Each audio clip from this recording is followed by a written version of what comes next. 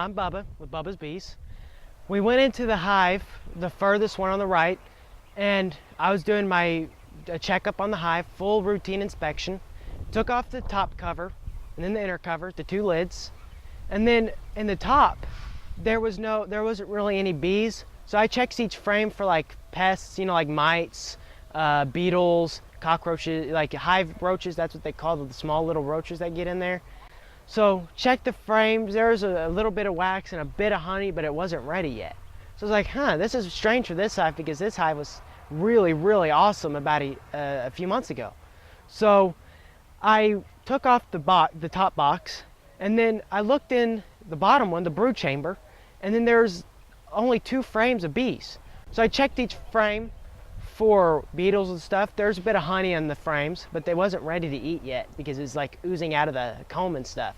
But anyway, I was moving the frames around, checking them, and I saw a few bees here and there, and then some old queen cells.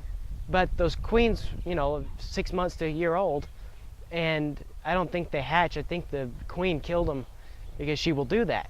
So I went to one of the other frames, and there was like 5 or 6 or more cells of brood, baby bees, and that's it.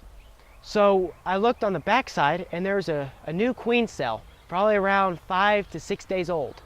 So I checked the other frame, and there was mainly drones and a few, which are the male bees, and a few workers, which are the female. The females are like 95% of the hive.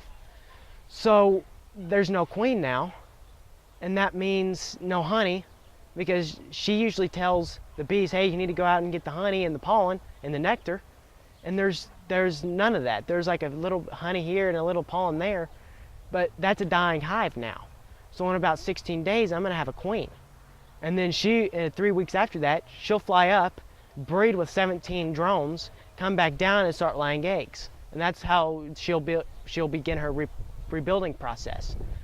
And it's also very risky because Africanized drones, she can become bred with killer bees, and that isn't the best strand you want. I mean, you could have a quarter Africanized to partially Africanized to fully Africanized in a matter of a few months.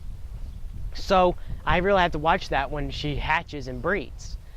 But I have to mainly be aware of, hey, are they beginning to be aggressive after a few months of her being bred? Because that's when you'll notice, is their aggression. But I'm really concerned about this hive right now because there's no queen. Now, until they get that new queen in there, I'm going to be happy as can be. I mean, concerned, but once they get that queen, it's going to be perfect. And everything should go as planned with the bees, as she plans. Honey, pollen, nectar, brood, propolis, all the above. And hopefully a lot more bees, because around this time there's like 60,000 bees or more in a hive.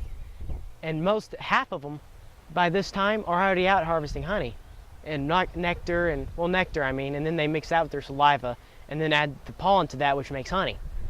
So once they start the rebuilding process, which is going to be around 6 months to a year, and then they'll start picking up again. So they'll find one of the fertile eggs, which is the female, and then they'll feed it royal jelly, which over the period of like 10 to 16 days, and then that makes her a queen. And then she hatches, and then she goes up 3 weeks later and breeds, comes back down, starts laying. So once they get the queen made, the hive should be at least in a year or 2 4 boxes tall, if it's a strong hive. If you have a weak hive, you kill the queen or replace her. But right now, I have to wait for them to make that queen, and there's no Russian bees.